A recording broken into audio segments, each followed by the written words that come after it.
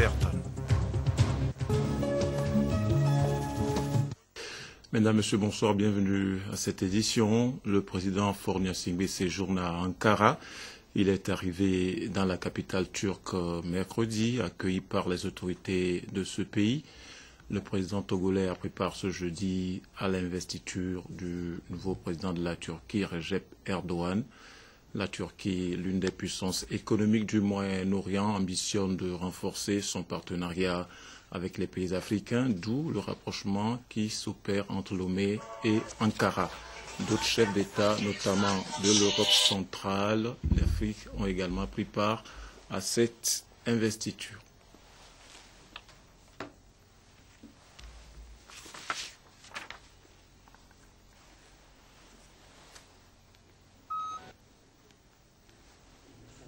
Aussi, nous sommes très contents de vous.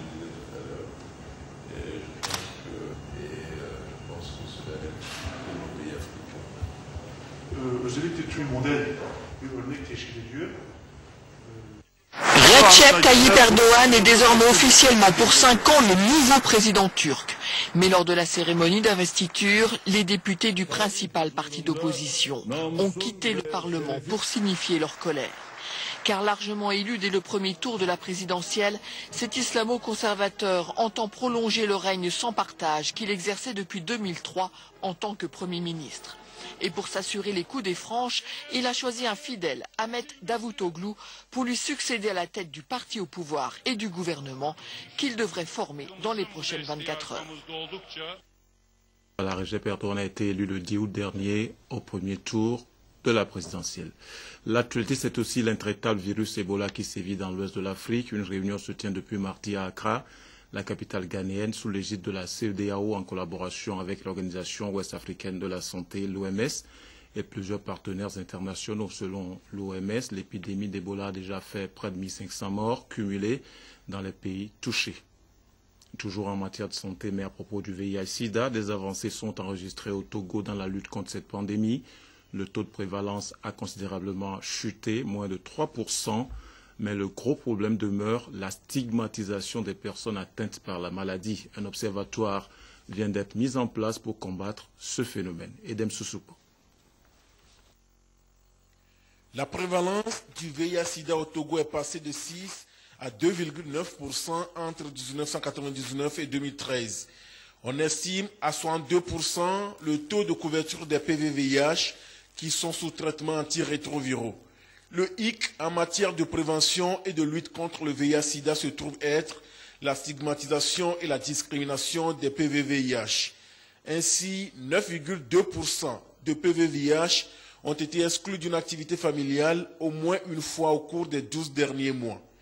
Un chiffre qui fait froid au dos, et le réseau des associations des personnes vivant avec le VIH-Sida au Togo, avec le concours du CNLS-IST, vient de lancer un dispositif de contrôle et d'accompagnement des victimes.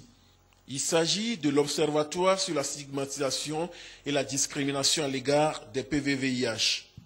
Cet observatoire, concrètement, va avoir un comité de suivi.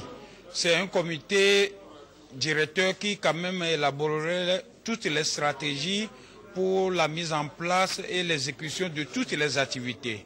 À part ce comité de suivi, il y a un secrétariat technique qui est assuré par le réseau des associations des personnes vivant avec le VIH. Et ce réseau s'appuie sur plus de 150 bénévoles pour pouvoir documenter, remonter, accompagner ces personnes qui sont victimes de cas de stigmatisation et de discrimination. Qui a montré que 2 PV sur 5 se sont stigmatisés au cours des 12 derniers mois. Mais la vraie stigmatisation aussi, c'est l'auto-stigmatisation. Ils sont 35% à s'auto-stigmatiser, à s'auto-exclure par le fait de VIH. Et donc, c'est pour ça que nous partons de cette enquête, on veut mettre en place maintenant des interventions, d'où l'idée d'avoir un observatoire pour mieux documenter l'aspect de stigmatisation.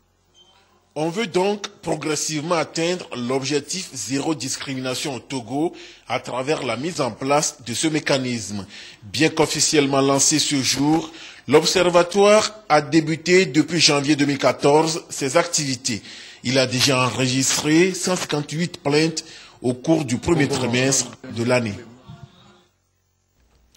Dans le but de renforcer la sécurité et la sûreté de l'aéroport international Gnassingbé-Yadéma, il a été créé 2 cellules techniques, le comité de sûreté et de facilitation d'aéroport CSA et le comité opérationnel de sûreté et de facilitation d'aéroport, le COSA.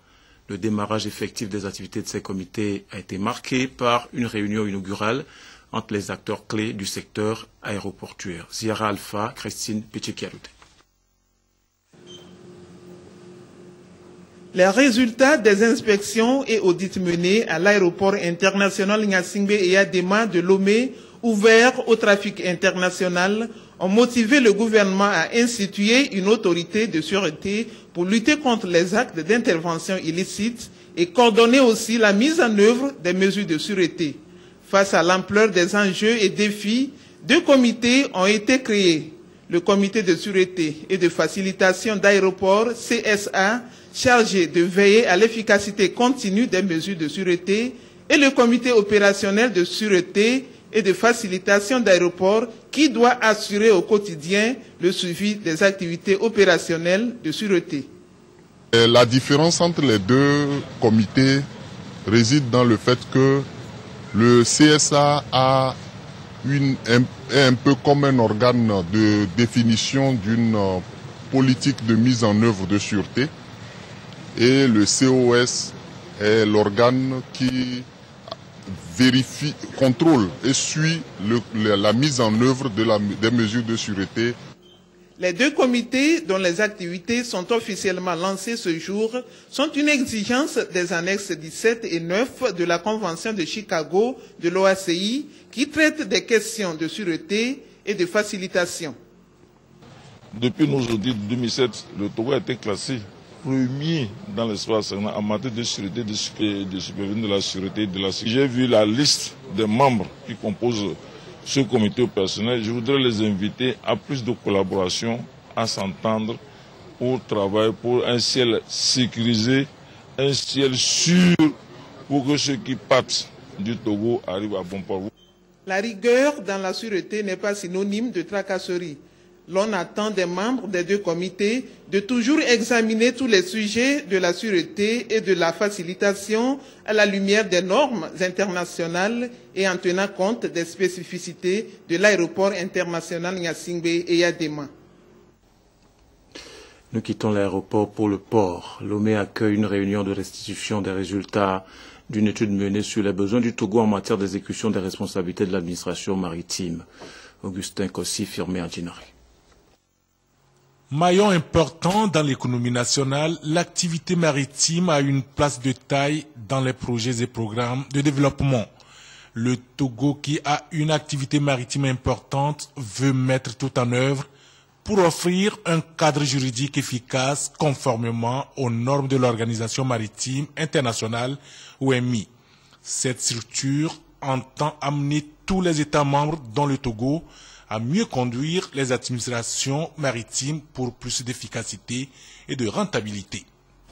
Il s'agira de voir comment est-ce que ce pays, le Togo, applique les conventions de l'OMI et au-delà des conventions, comment est-ce qu'elle remplit ses fonctions d'administration maritime à l'égard de toutes les activités qui ne tombent pas sous le coup des conventions internationales. Et donc l'intérêt, c'est d'avoir une administration tout à fait efficace, qui répond à toutes ses responsabilités, qui répond aux besoins d'avoir un transport maritime vraiment efficace, sûr, qui respecte l'environnement marin. La restitution des résultats de l'évaluation des besoins du Togo à travers cette rencontre permettra de corriger les insuffisances pour une meilleure gestion des activités. Cette évaluation nous a permis de voir nos faiblesses et nos forces dans la mise en œuvre des conventions pertinentes de l'OMI. Bon, à la suite de ce séminaire, l'assistante technique va nous parvenir pour que nous puissions relever les défis. Le directeur de cabinet du ministère des Travaux publics, Marc Mando, s'est félicité des efforts faits en faveur du Togo pour la promotion des activités maritimes. Le profil maritime du Togo devient alors un besoin essentiel pour la croissance de l'économie nationale. La plateforme citoyenne Justice et Vérité mobilise toutes les couches sociales pour une adhésion au processus de justice transitionnelle au Togo. Elle a invité les cadres des organisations de la société civile à l'étude du guide de l'Organisation internationale de la francophonie sur les processus de transition, justice, vérité et réconciliation. Cette imprégnation permettra aux différentes organisations de s'inspirer des expériences des autres pays, expériences donc à capitaliser au profit d'une paix durable au Togo. Aliou Orochicheri, Charlotte Moussime. L'instauration de la justice transitionnelle dans l'espace francophone en général et au Togo en particulier, un défi qui mobilise toutes les couches sociales. L'Organisation internationale de la francophonie a dans ce sens mené une étude pour voir à ce jour les forces et faiblesses des différentes commissions vérité, justice et réconciliation. Les résultats de cette enquête, compilés dans ce guide, seront soumis aux différents acteurs impliqués. Les organisations de la société civile sont donc les premières entités à s'approprier le contenu du guide.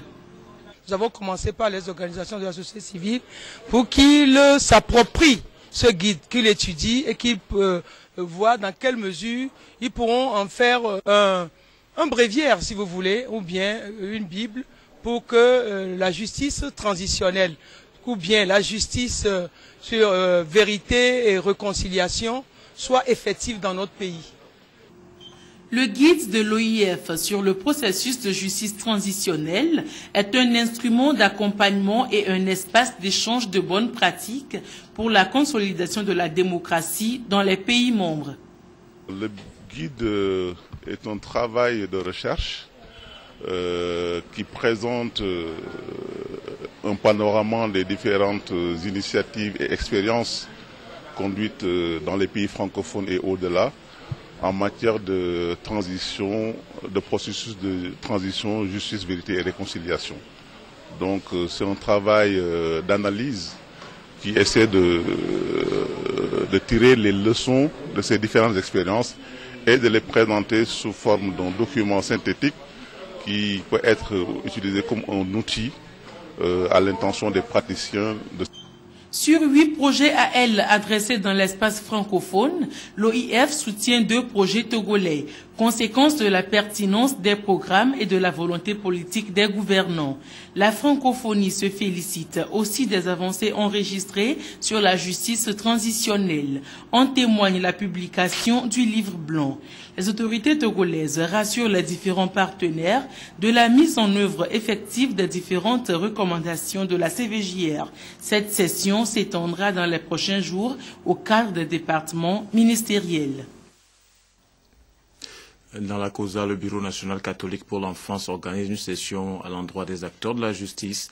Le module de ces échanges est relatif à la protection des mineurs en conflit avec la loi. Nestor Boussou. Magistrats, greffiers, officiers de police judiciaire, ce sont ces acteurs de la justice qui ont été ciblés pour cette session de formation.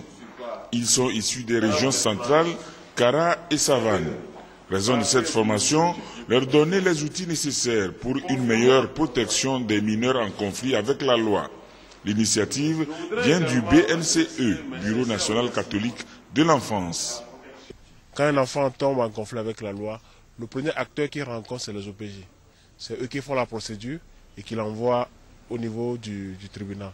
Et au niveau du tribunal, qui s'en occupe sont les magistrats et les greffiers. Donc il faut que tous ces acteurs-là se parlent et qu'ils soient au même niveau d'information et qu'ils sachent que, voilà, la justice, quand on a le cas d'un enfant, c'est comme ça qu'on peut le traiter. Le cas d'un enfant, un enfant qui tombe en conflit avec la loi, n'est pas traité comme le cas d'un adulte. Un enfant, c'est un être vulnérable et qu'il y ait en construction, qu'il faut